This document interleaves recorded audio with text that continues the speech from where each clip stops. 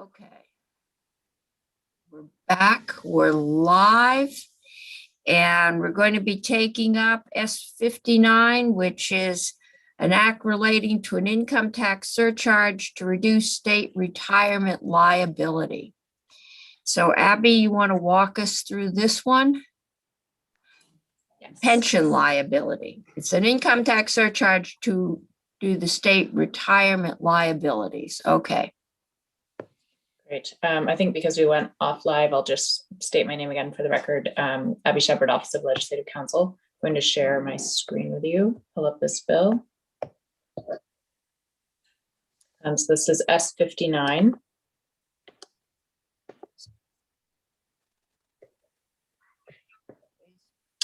This bill proposes to impose a surcharge of 3% on individuals who earn over $500,000 of adjusted gross income. And this bill would dedicate that revenue in equal shares to the Vermont State Employees Pension Fund and the Vermont Teachers Retirement Fund. It would take effect prospectively, so January 1st of 2022. Again, the language is quite short, so it creates an income tax surcharge, and the first section that you see excludes the revenues from the surcharge from the general fund, because under statute by default, any income tax revenues go into the general fund. So this language says that the surcharge revenues will not go into the general fund. The second section is the section that imposes the new surcharge. In the income tax rate section, it adds a new subdivision 7. So if the federal AGI of the taxpayer exceeds $500,000, then the rate of taxation, so the existing income tax rates, so those are under subdivisions 1 to 6, will be increased by 3%. So each of those that are currently in statute will be increased by 3%. And each year, the Office of Finance and Management on July 1st will estimate the amount of revenue that's raised by this surcharge in the prior taxable year, and then we'll transfer that amount out of the general fund as provided under the section 1 I just showed you, and we'll deposit it into the Vermont State Employees Post-Employment Benefits Trust Fund. That's the retirement fund, and the Vermont Teachers Retirement Fund. And as I said before, this takes effect January 1st, so it's prospective. This is not one of the bills that you often see in your committee that apply retroactively. It would apply to next tax year, so it would have an impact in fiscal 23. I'm going to stop sharing and take any questions. Any questions so far?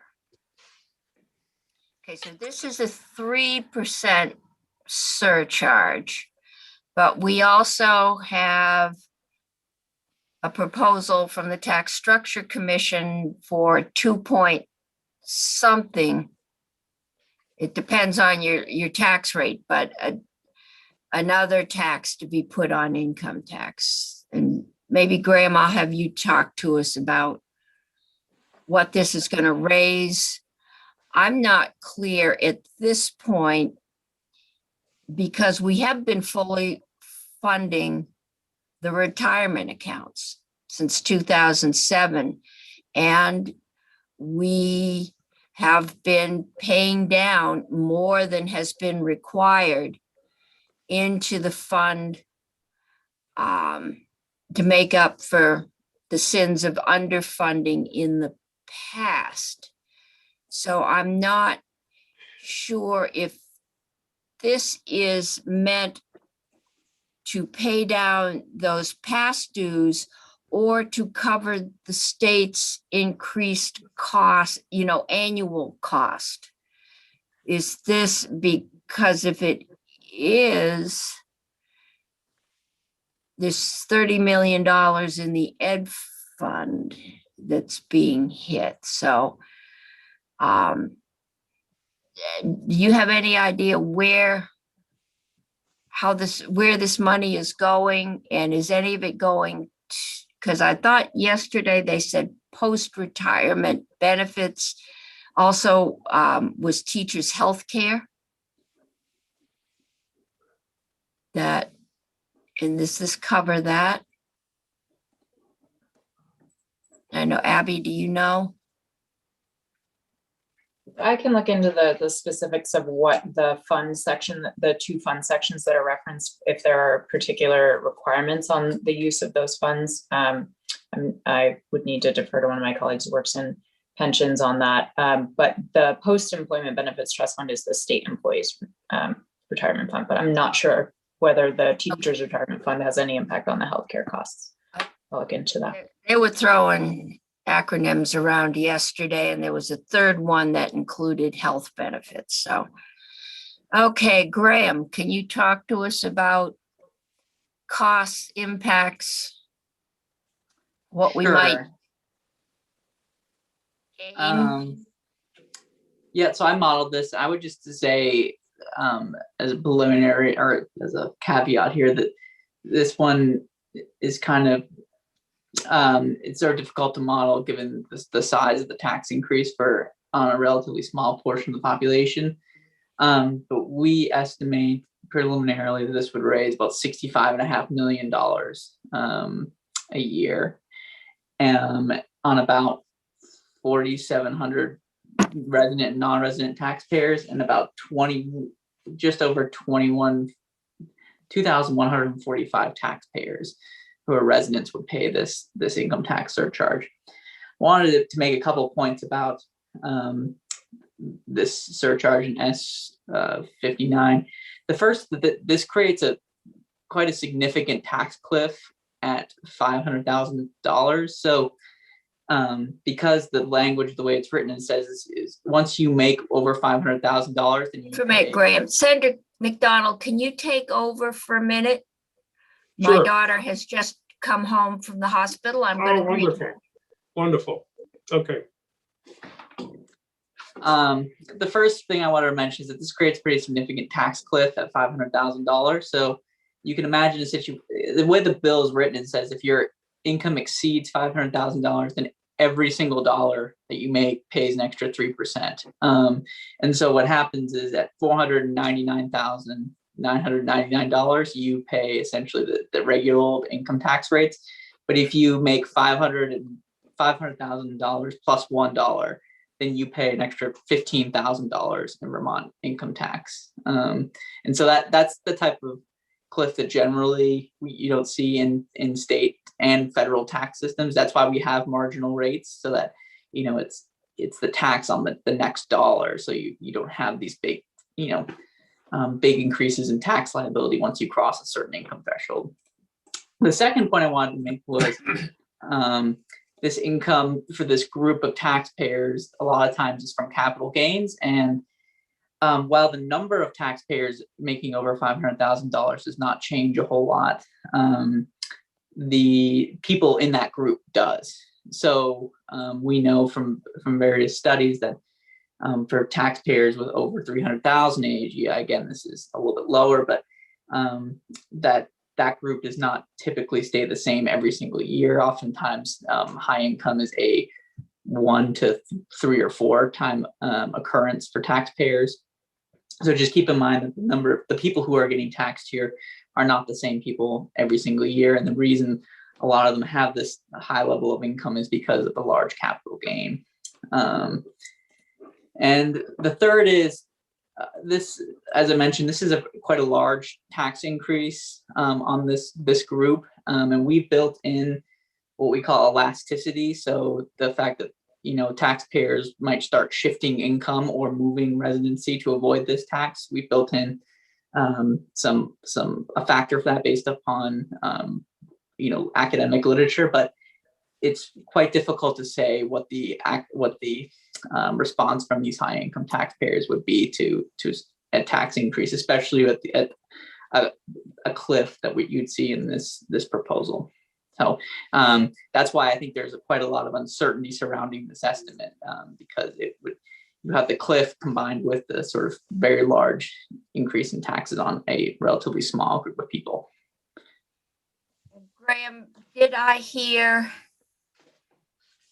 I thought yesterday Senator Kitchell said we were spending this 30 million increase, this 30 million in the ed fund, and over I think it was 250, so almost $300 million in pension costs annually right now.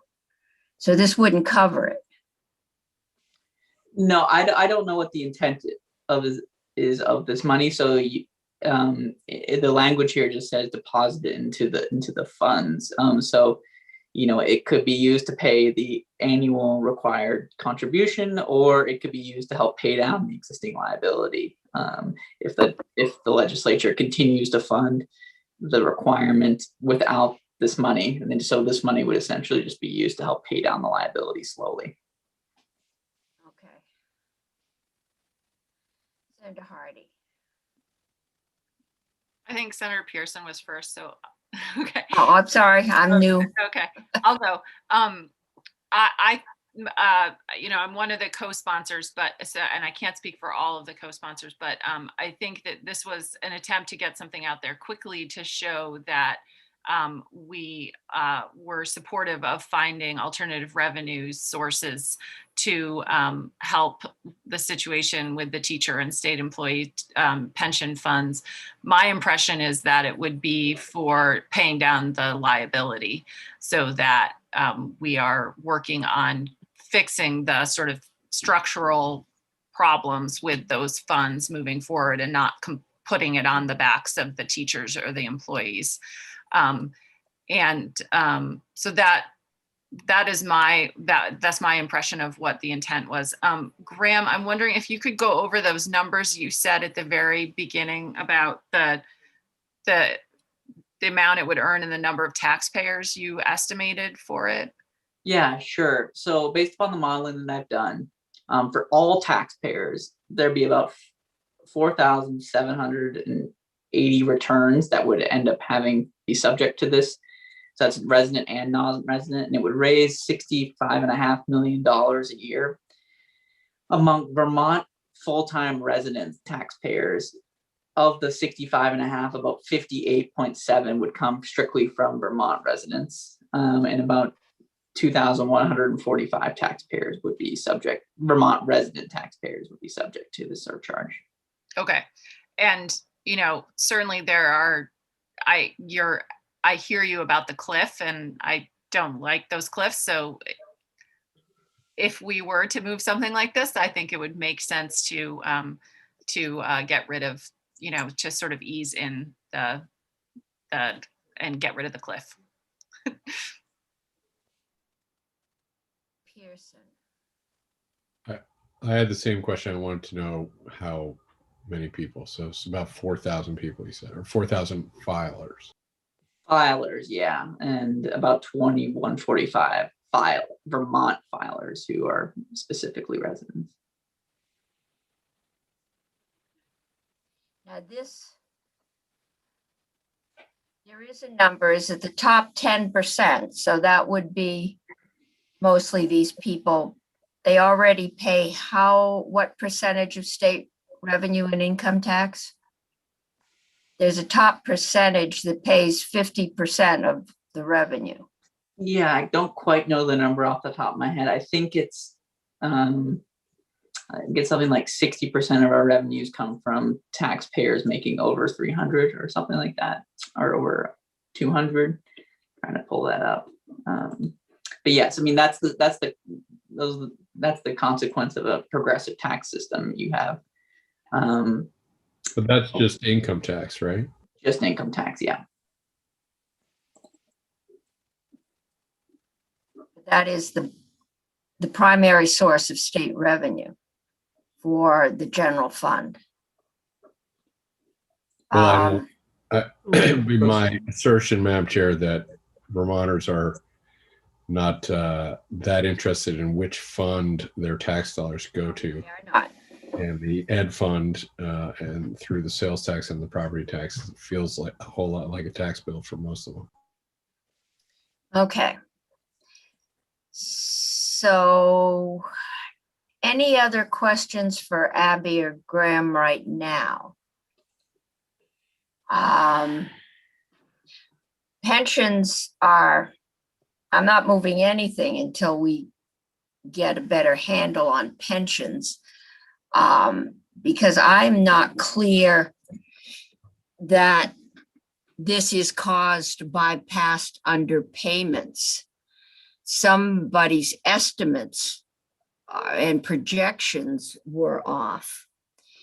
And no one knows, but we have been paying more than what we have been assessed to pay down those past plus interest and penalties. I know whenever we've gotten some one-time funding, we put 100 million, no, I think it was 50 million in 2 years ago.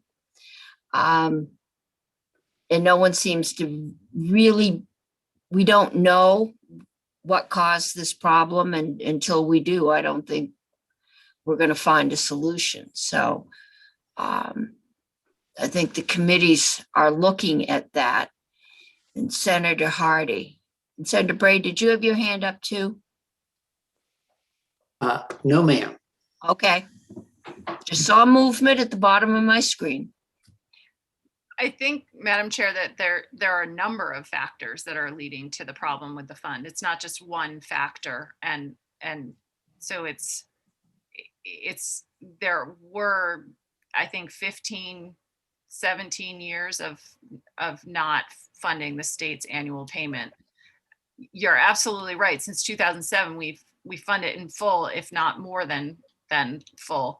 And then there are lots of demographic changes and changes in investment assumptions that have contributed to the problem too.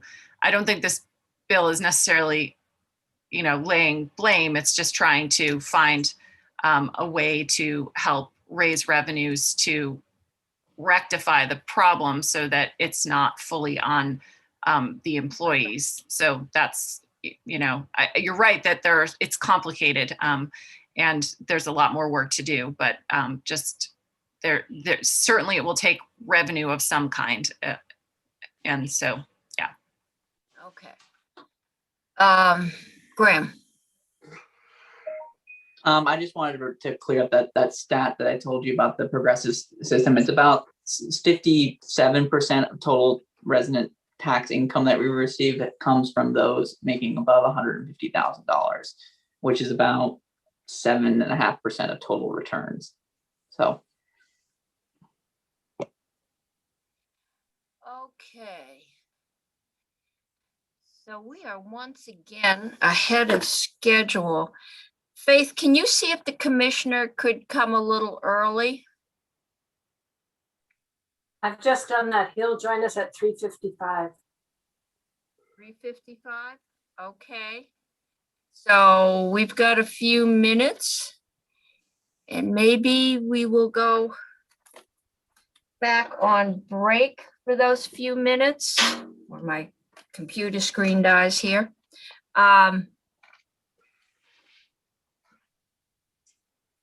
Unless we have something else we want to talk about.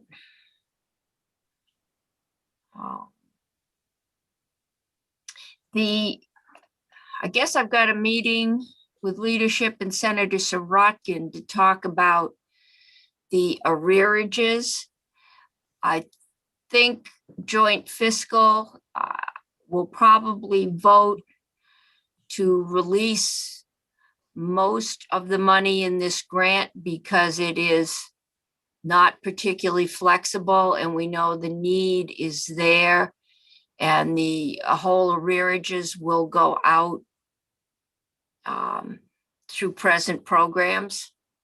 I'm not sure what they're going to do with fuel, but the electric, I saw that it's creeping back up. One of the questions that came up yesterday was, well, people didn't apply until we did away with the moratorium for a month and people got shut off notices and then they decided to apply. But the utilities seem to feel that they have a handle on it now. And once people got into making that application, that the money will go out. So unless somebody here has a different feeling about that. Seems that, I think we may keep like 26 million back and any switching, but that the money will go out as the administration has asked, which is basically through present programs to pay rent arrearages and utility arrearages, and utilities now include fuel. But there are some pretty strict, there's income standards on this one, which there weren't on past. And so it's a much more constrained, restricted program, but Senator, this is really more Senator Sirotkin's field than ours. So I wasn't, unless somebody really would like it, planning on taking that up again. Just in FYI. But I think that's what's going to happen. Senator Bray. When you're ready to move on, I wanted to report back about my call during break. Okay, Okay. we're ready. Right. So I did catch up with Chris Brooks, who owns Vermont Wood Pellet Company based in Clarendon. And it was, in fact, he who was looking into doing a facility up in the Northeast Kingdom.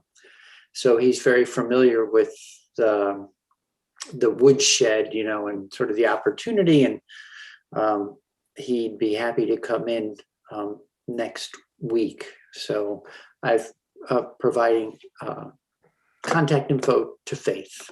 Okay, I sent her an email. It's actually interesting that he's saying that he can't get enough wood to, if he had more capacity, he's turning down business. They're that busy. So that's a nice thing to hear. Like if he had more capacity, they could use the wood and they could build another plant. I mean, I don't want to make it sound like a done deal in any way, but I mean, there's an opportunity, perhaps. Okay. The numbers have to work out and uh-huh. lots and lots of stuff, but it seems like an interesting conversation to have. Okay, well, we'll get him on. Okay. I think we are obviously allowing too much time for witnesses, and we usually pack them a lot closer. So I think we will start packing them in and doing more like 10 minutes and then having some time for questions. Okay, so we've got until 3:55. So enjoy your leisure day here. Okay, Ending live stream now. we're going to end live stream. Okay, Faith, we keep dropping things on you.